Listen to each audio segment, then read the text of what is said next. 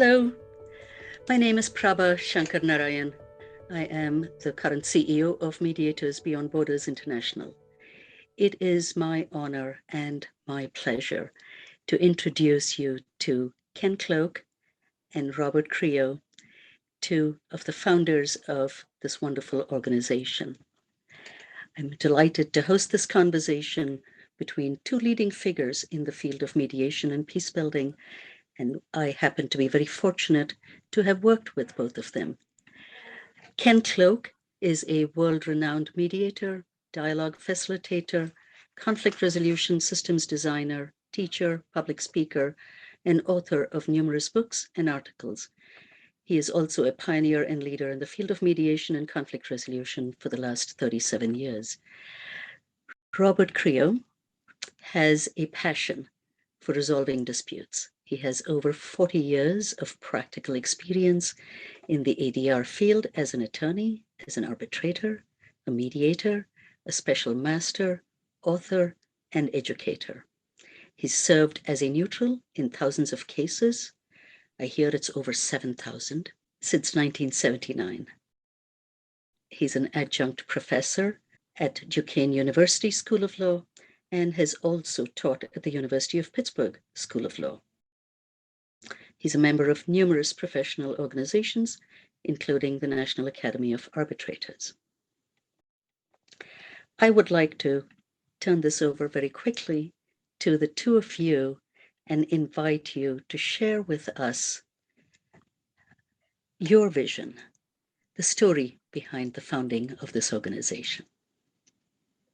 Hey, I was in Cambridge visiting Erica Fox, who was at the program of negotiation, August of 2006. And that was when there was a war going on in Lebanon.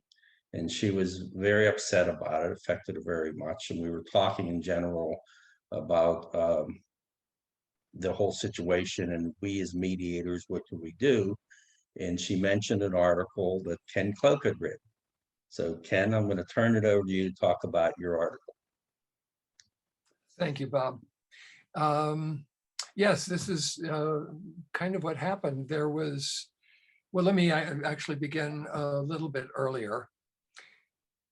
For many years, the mediation profession had been developing more or less on a local basis within communities, within cities, within even states and individual countries, but it hadn't yet crossed many boundaries. It hadn't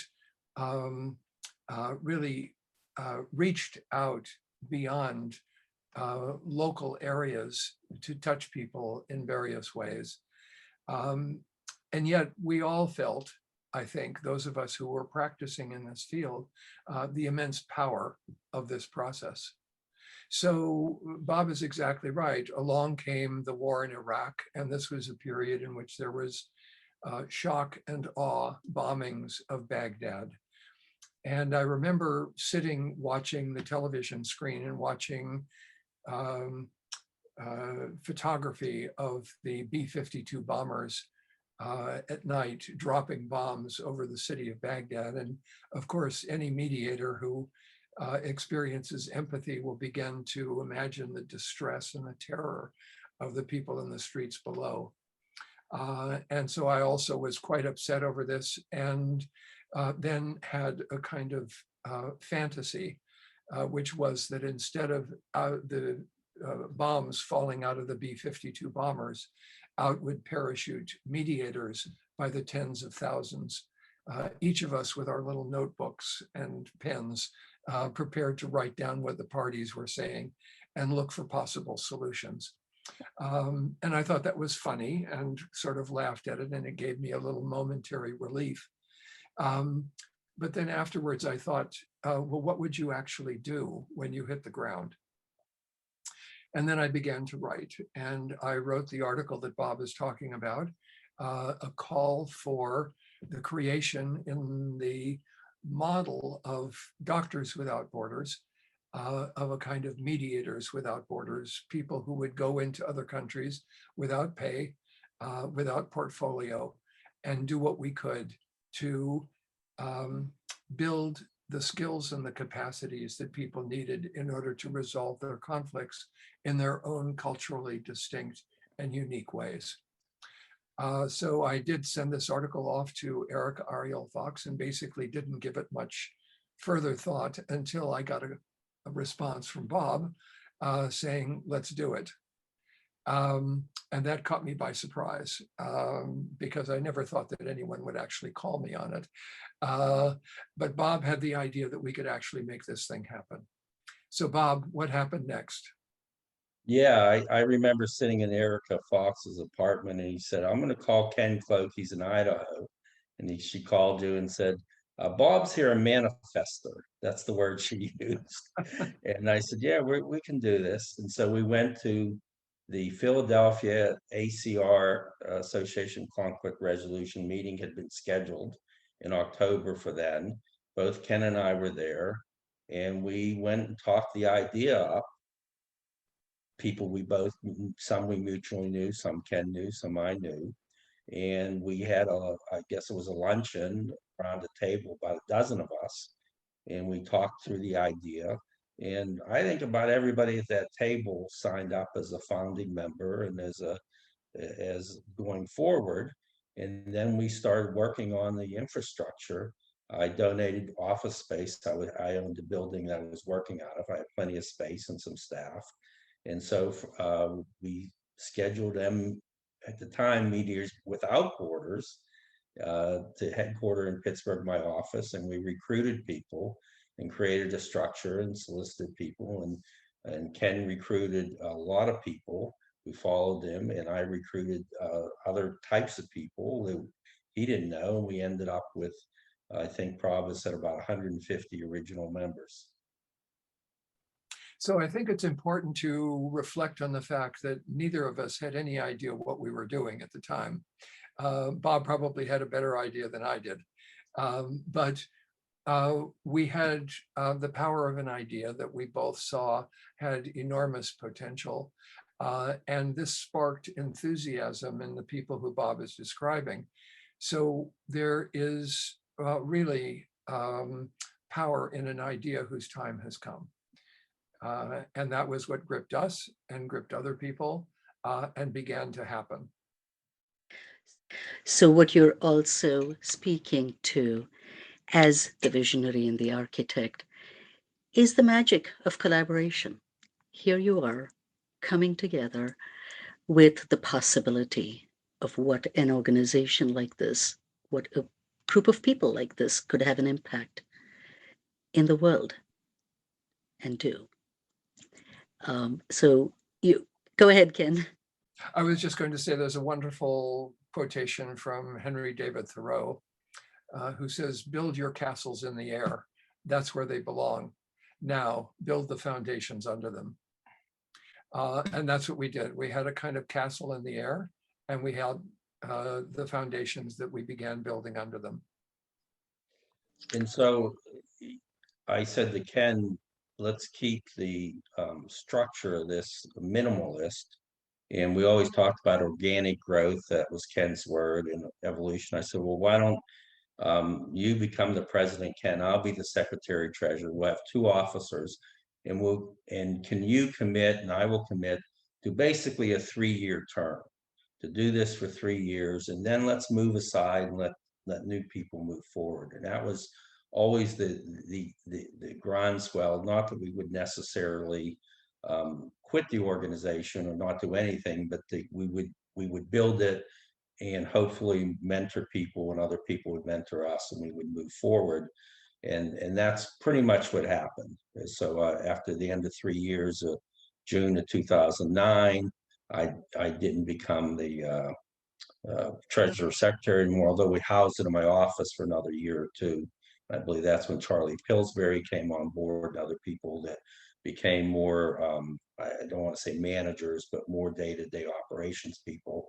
Then I think you stayed another year as president, Ken, and I believe Lynn Cole came on from Florida, and then I think Prabha was next, and I was just so thrilled to see Prabha's stewardship and leadership. And she had done the first project we ever did, which was dealing with Somali refugees in the school district of Pittsburgh. And that's how I came to know Prabha. And then she was also uh, instrumental in starting and ultimately leading the Liberia project, which was our first international project, which came about, interestingly, from a convergence of 3 points. Somebody had written Ken from emailed from the refugee camp Budaburam outside of Creo and wanted training. And then the University of Pittsburgh had been working in that camp with former child soldiers. And then another person of our group membership had adopted sponsored a young man in a refugee camp and Harriet Nettles, and she was going over there. And I said, this is too much. We have 3 people converging at one point. So we went to Liberia. Prabha went, I went, people went, and we started that project with former child soldiers. You both were so clear. There were principles you articulated, Ken, and standards that you articulated, Bob, as absolutely necessary. You set some high standards, rigorous research, and many other steps. Maybe there are a couple of those principles and those standards that you set that you can talk about what they were and why they were important to you. Very nice. Actually, we can begin with the Buddha Durham refugee camp because there are some interesting ideas that emerged out of that work. As Bob indicated, there were several sources of origin for this. I did receive an email from someone in the camp, a child soldier, someone who was interested in conflict resolution because there was a lot of conflict going on in the camp. And of course, these child soldiers had been recruited when they were very young and knew nothing about how to talk through their differences in calm and creative ways. So we weren't ready yet to do anything. So without really thinking much about it, I emailed them a copy of a training manual that I had developed, thinking, well, this will do something. And I received an email back that said, you know, this is very nice. I appreciate receiving the training manual. Unfortunately, we can't afford to pay for the paper to print it. And so this was a big realization here that this is really significantly different. But if we're going to really reach people, what we have to do is make things available to them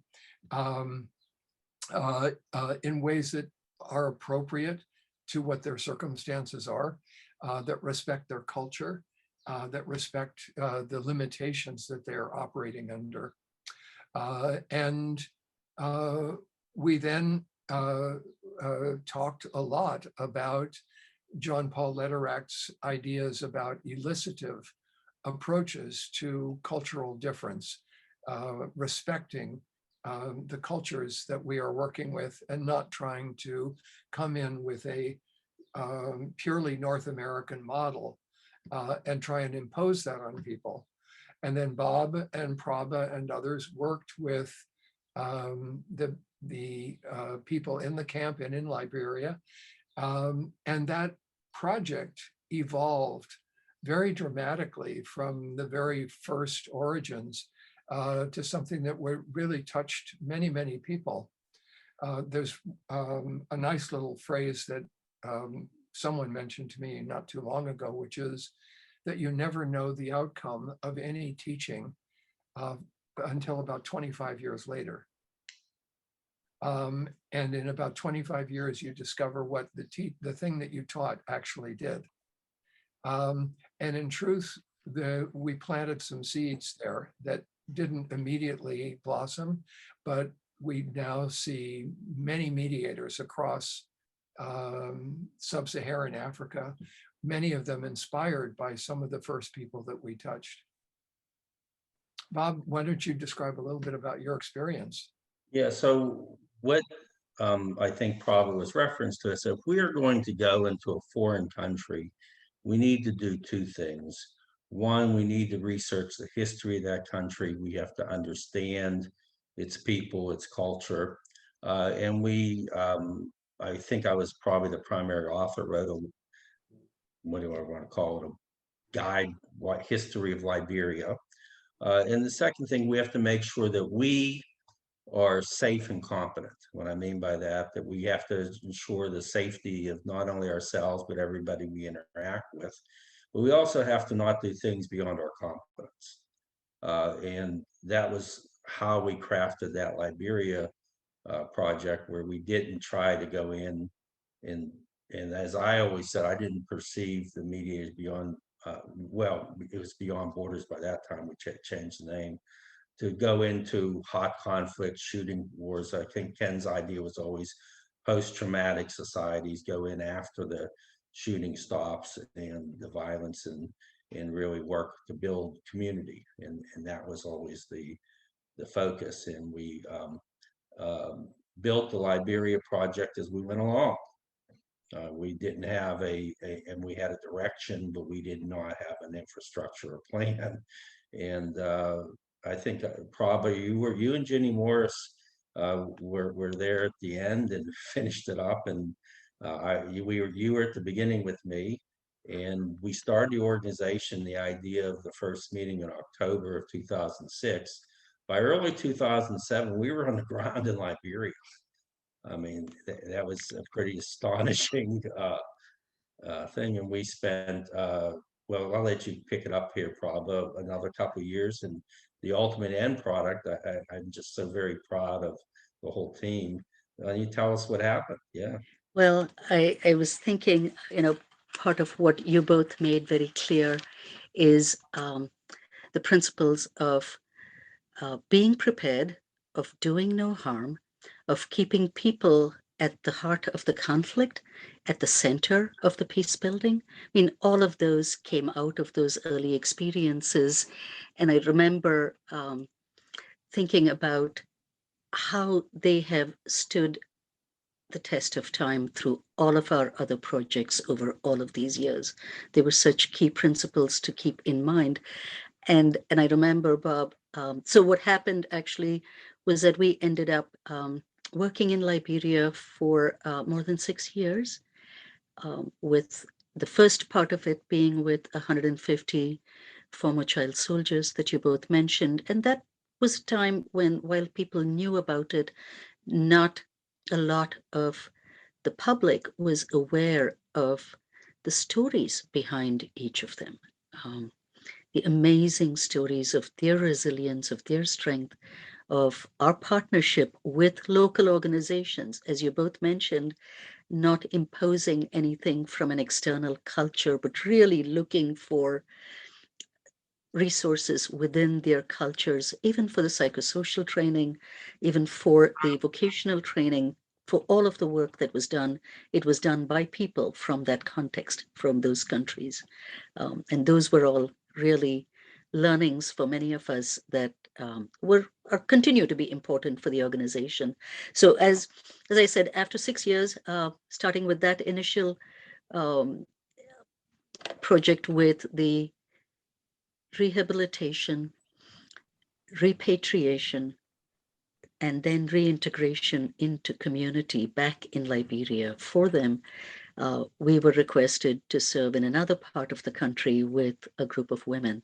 And that was the second phase of that project. So there were many details to that component in just that first project. But I also want to come back to what for you are the kinds of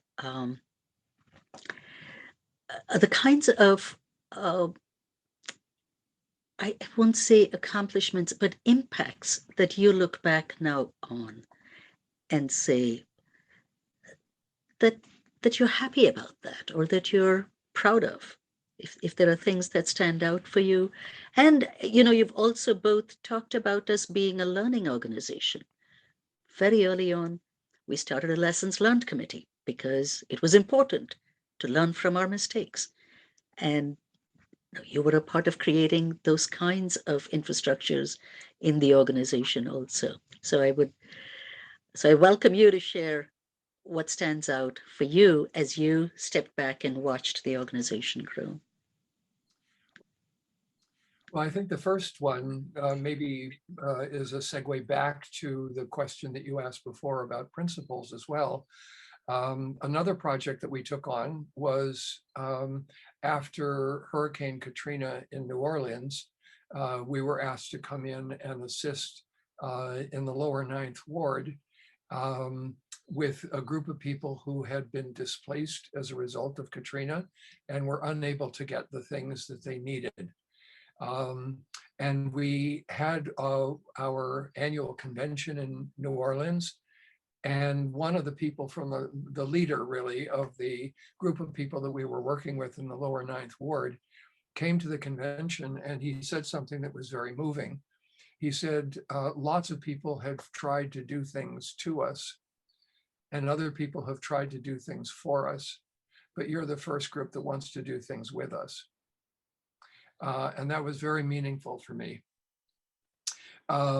We created projects in a variety of different places. I would say that one of the most meaningful ones for me was the Athens Immigration Dialogue Project, in which we pulled together a group of people and went to Athens over the course of several years to train Greek mediators in how to conduct dialogues between immigrants and Greek citizens, which, as everyone knows, is a very hot topic in Greece. And this was a very, very powerful set of experiences because it wasn't just working on the issue from the point of view of mediation and trying to help people come up with a result that was beneficial in the short run. Instead, this was about how do we talk to each other about ongoing problems that we have with each other? How do we create an empathy building and problem solving conversation that unites us, that brings us together? And those were incredibly successful conversations with very, very powerful and intense moments in them that involved the police and the Coast Guard. One of the most poignant moments was this commanding officer in the Coast Guard standing up sobbing in front of this group of immigrants, talking about all the dead bodies that he was required to pull out of the Aegean, and how profoundly this impacted him and how much he wanted to find solutions so that this would not happen again. There are those personal human moments that have really stood out for me. How about for you, Bob? Yeah, I was primarily involved with the Liberian project, having made 3 separate trips and spending 30 to 40 days on the ground there over the course of about a year. And a couple things stand out for me. And one, and Prabha will know this story because she was part of it, is there was a young man there I mentioned earlier who had been sponsored by one of our members in Maryland, and she was helping him financially with education and all. And he was a singer. He had a little singing group, and they were, he was always smiling and happy. And Lawrence, and once Pat Prabha said, we don't know, Lawrence was not a former child soldier. We don't really know his story. And so Prabha went over and asked him, and it's hard for me to talk about this, Prabha, it's so powerful, but he was in Monrovia with his family, and in the one of the infamous incidents of the Civil War, and he was taking refugee sanctuary in a church, and the rebels came in and shot through the windows, and basically 3 people survived, and Lawrence survived by being under the dead bodies of his family. And he and 2 other boys were the only survivors, and they walked from Liberia through Sierra Leone at night so they wouldn't be captured, made child soldiers, and came to Butabura. And his sense of resilience and his ability to stand there and sing and be with us was just overwhelming.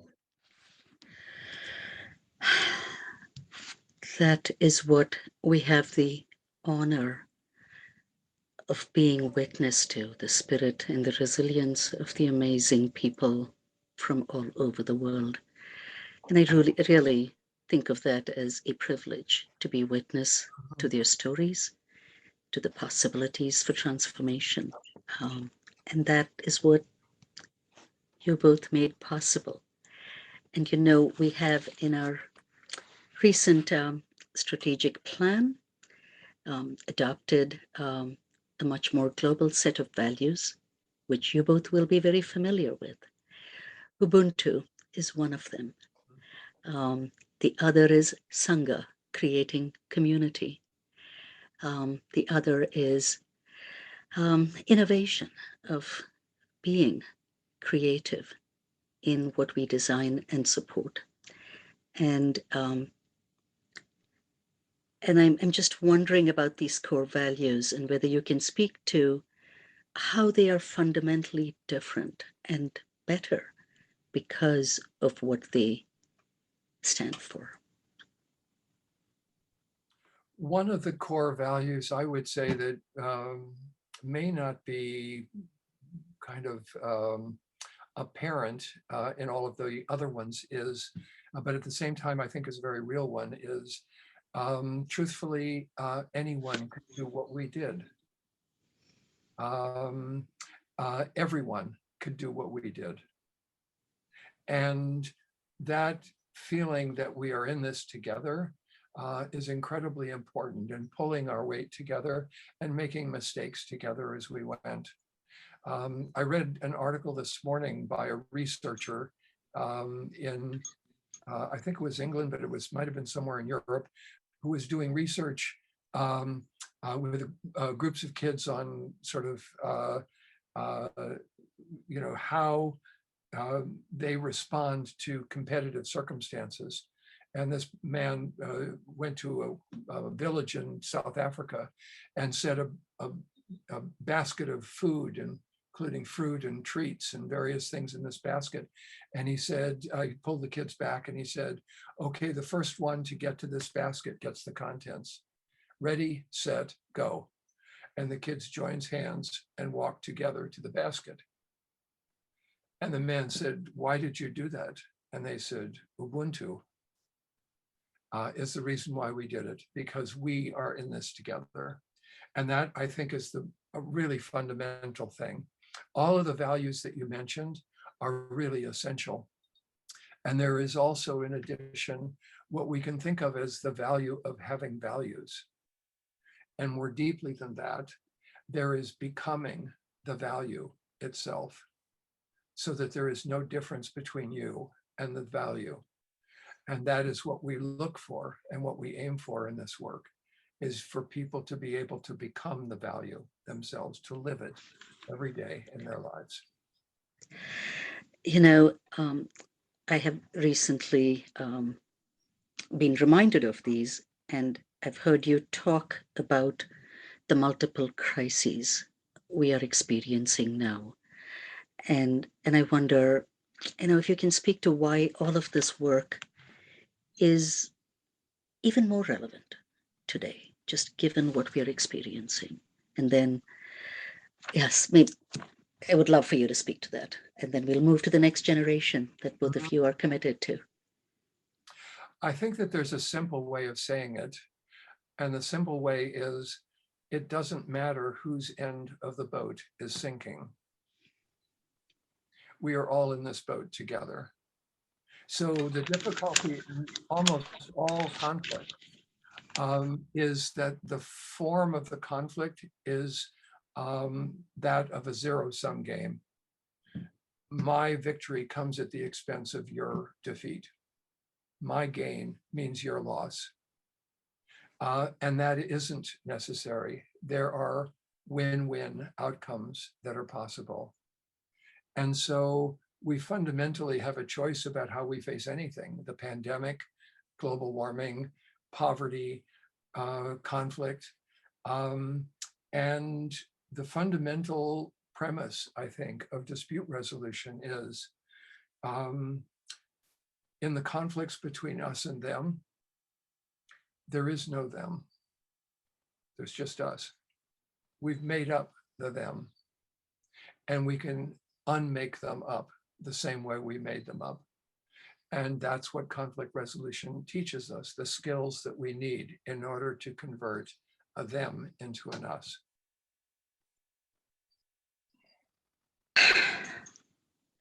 Thank you for being here to remind us of that. So I know that you both feel very strongly about mentoring. Bob, you've been doing that for a long time. Can you hand out your trainings and your teachings and your books generously? Why is it so important for you both to invest in the next generation? And maybe let me start with that one. When I was a young lawyer, 2 years out of law school, I mentored in Pittsburgh, or I was an apprentice in Pittsburgh to a mentor of an older gentleman, a 75-year-old lawyer who was a labor arbitrator. And I was his apprentice. And I would never become a dispute resolution professional and certainly never achieved any type of success without that mentoring. So, as Ken said, we're all in this together one way or the other. So I think we have an obligation to mentor the next generations. And I've always had law clerks and interns, and at the University of Pittsburgh, their international program, I always take a student over the summer. I've had different fellowships in different situations where we've moved forward. So I've always believed in mentoring. I've been an apprentice. I've been learning from people. I've learned a lot from Ken Cloke and other people within the organizations. And I think the concept of learning from each other is essential, learning from our experiences. So we can't grow and be professional or develop or help others until we grow ourselves and help others grow. Yes, that's absolutely right. And I've learned a great deal from you too, Bob, about all of this. The original mentor was actually a person in the Iliad. He was the uncle, I think, of Telemachus, who was the son of Odysseus. And when Odysseus was gone, actually it's in the Odyssey, when Odysseus is gone at the Trojan War and then takes 10 years to get back to Ithaca, Telemachus goes to visit his uncle to try to find his father. But what's interesting about the story, and often left out of the idea, is that what mentor does in that situation is he helps Telemachus find himself. He helps him grow into a young man. And for me, it was the same sort of thing that Bob experienced. I had this happen several times in my life. Probably one of the most powerful ones was when I was in law school and went to work in the South in the civil rights movement. And I worked in Southern Alabama and South Georgia. And in South Georgia, there was a Black lawyer who was the only lawyer for all of South Georgia. His name was C.B. King. And he was brilliant and amazing and unbelievably courageous in facing the obstacles that he faced every day. He lost every single case he ever brought in the Albany Recorder's Court, and he won every one of them, ultimately on appeal. Every single case he lost. And yet he showed up every single time prepared to take on that next case. That was just amazing to me. And I would say that the most important mentors, in a way, in the journey of Mediators Beyond Borders have been the people that we have worked with, the man that Bob worked with in Liberia. That's a kind of mentor, not in the usual sense, but in the human sense of returning us to what is real and what is profound and what is deep in all of us and our capacity to connect with one another. So yes, I too believe in and do whatever I can to support the next generation. I was the next generation once upon a time, and now it's time to pass that on. Well, thank you both for sharing the story and your wisdom and your experience. And it is an absolute pleasure to announce to the world what you both have made possible 15, 16 years after starting this organization, which is the Founders Fellowship. Your deliberate initiative to invest in the next generation of peace builders. And your invitation, I will include here, to all of those who are part of the founding members of this organization to come forward and invest in the next generation with Bob and Ken. And you can do that very easily. You will find lots of ways that you can do that. But I want to say that it is really a big step for Mediators Beyond Borders to be able to set up this kind of a fellowship. And we will hold for the next time we gather for an announcement of who they are. There are some amazing young men and women who have come forward with a great interest in all of the work of this organization and in learning from others. I was just in a meeting this morning with our Europe group, and two of the young women in that group spoke to the great need there was. They said, we are young, we're starting, we're looking for people with whom we can work. And I was thrilled to say that you should watch this and you will learn about the possibilities that are being created even as we speak. So I want to thank you both again and look forward to hearing from you soon, because I think it's important for us to keep in touch and to share what you continue to teach us as this organization continues to grow. So thank you both. Thank you.